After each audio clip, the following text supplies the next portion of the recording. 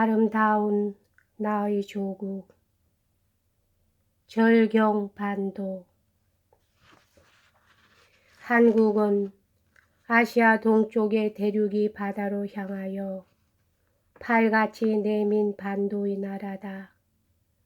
동으로는 창해를 격하여 일본을 바라보고 서로는 황해를 통하여 중국의 산동성과 강소성을 대해 있다. 북으로는 두만, 압록의 띠같은 두 강을 건너면 만주와 해삼이와 시베리아에 연결이 된다. 다시 남의 바다는 일본의 규슈와 대마도와 대해 있으니 대마도는 물길로 겨우 100여리밖에 아니 되는 곳이다. 천기가 맑고 깨끗한 날 눈을 들어 바다를 바라보면 일본의 대마도는 아물아물 눈앞에 보인다. 조국의 위치는 동경 125도 5분에서 시작되어 135도 50분에 그치고 북위 33도 46분을 기점으로 하여 43도 2분에 그치는 8만 방리의 면적을 가졌다. 북으로 나라 경계에 백두산이 있으니 높이가 1만 척이요 산정에는 천지가 있어 주위가 80리다. 산해경에는 이 산 이름을 불함산이라 했고 당서에는 태백산이라 했다. 천지의 물이 세 갈래로 흘러서 한 줄기는 흑룡강이 되고 한 줄기는 두만강이 되고 한 줄기는 압록강이 되었다. 백두산은 나라산의 할아버지다. 동으로 만첩청산 을청청이 이루어 푸른 바다 옷자락을 씻으면서 남으로 달려서 함경, 강원 두 도를 배필하고 철령 높은 제와 금강산 1만 2천봉을 하늘 아래 조각한 후 다시 강릉 대관령의 장엄한 모습을 드러내고 경상도로 내려서서 태백산맥을 버린 후에 산맥은 다시 두 갈래로 찢어져서 좌편은 동으로 달려 바다로 떨어지고 우편은 소백산맥이 되어 조령, 속리산, 무주, 덕유산이 된 후에 또 하나의 명산 지리산을 이룩하니 이 나라 산맥의 가장 긴 산줄기다. 덕유산 한 가닥이 동남으로 달려가서 바다로 빠졌다가 다시 태산 준령을 이루어 제주 한라산이 되니 세상 사람이 말하는 삼신산 중의 하나다. 삼신산은 제주의 한라산, 강원도 회양의 금강산, 전라도의 지리산이다. 또 지리산은 두류산이라고도 불린다. 평안도의 묘향산, 황해도의 구월산, 개성의 송악산, 서울의 삼각산은 모두 다 이 나라의 영산들로서 백두산의 아들과 손자들이다.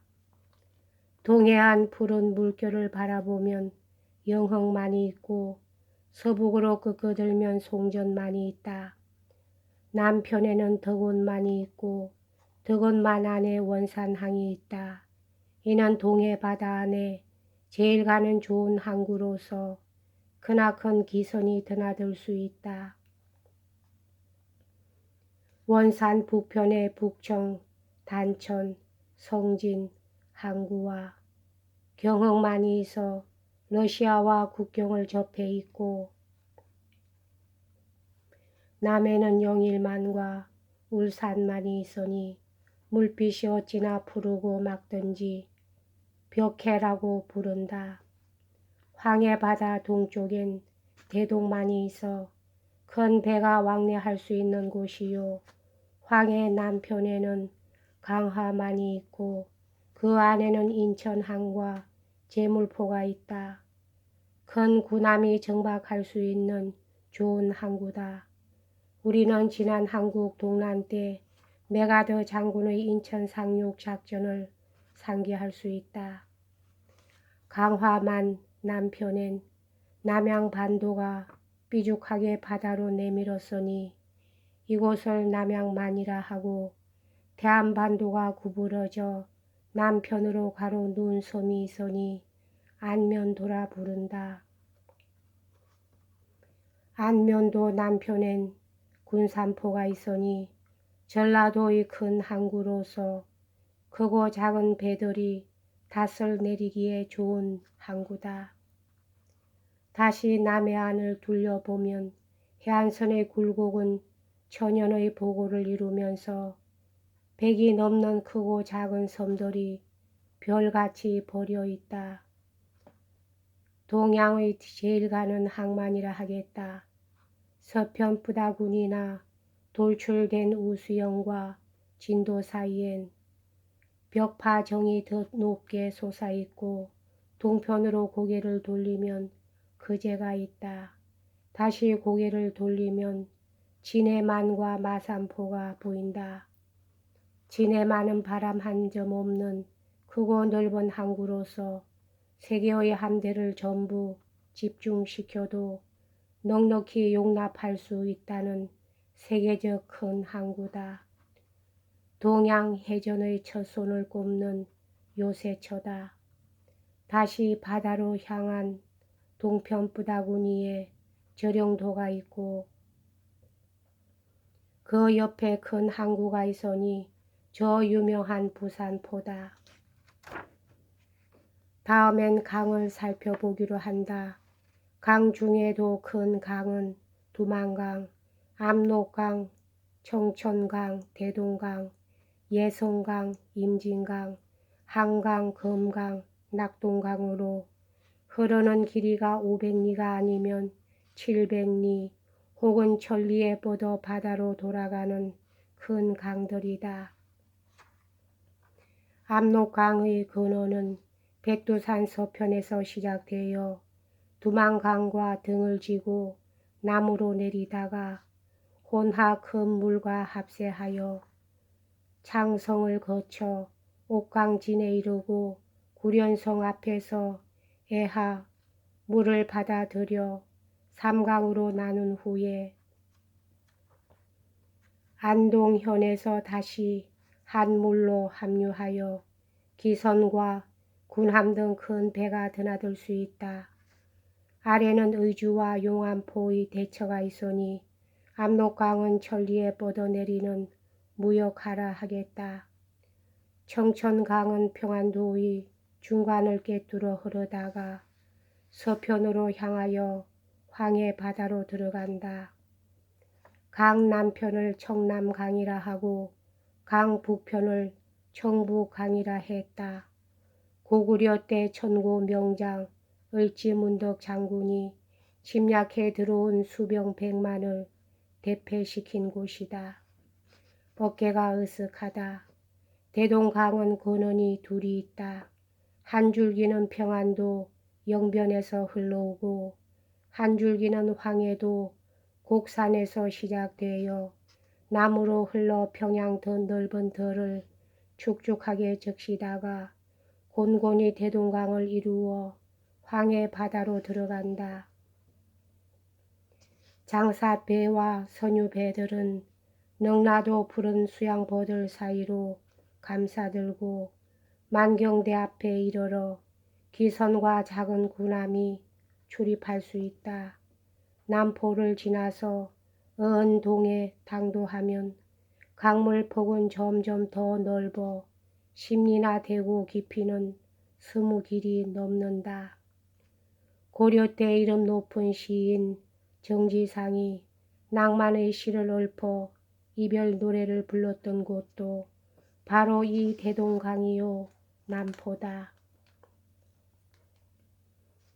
비마갠 길고 긴 두 불빛이 울푸른데 사랑하는 임 남포로 보내며 슬픈 노래 부르네. 대동강물은 어느 때나 다 하리. 이별 눈물 해마다 푸른 물을 보태네. 모란봉 부병루와 대동강변 영광전에서 띠같이 흐르는 대동강을 바라보면서 저 유명한 청류벽이 있고 능라도가 있다. 만그루 수양버들이 멋지게 바람에 흔들려서 마치 푸른 비단장을 들이운 듯하다. 이래서 그 이름을 능라도라 한다. 평양의 아름다운 미녀들은 따뜻한 봄날과 5월 단오의 그네를 띄어 금수강산의 색향을 자랑해서 시인의 마음을 흔들어 왔던 것이다. 평양 미인들 봄볕을 밟아 아장아장 걸어 나온다. 강상의 수양버들 애끌어 주는구나. 시리여 연기 같은 저 수양버들로 북을 던져 비단 짤 수 있다면 임 위에 춤추는 저고리 치마 말으리. 그네 뛰다 잘못해서 금비녀가 떨어졌네. 오입장이 주워들고 껄껄 웃어 자랑하네. 얼굴 붉혀 물어본다. 서방님 댁 어디시오? 저기 저 푸른 버들 속 구슬발 느린 몇째 집일세. 이 시는 이조 선조 때 이름 높은 시요. 백호 임제가 평양에 놀면서 대동강과 추천을 노래한 시다. 대동강은 이렇듯 아름다운 강이다. 대동강보다 더 큰 강은 서울의 한강이다. 여기까지 하겠습니다.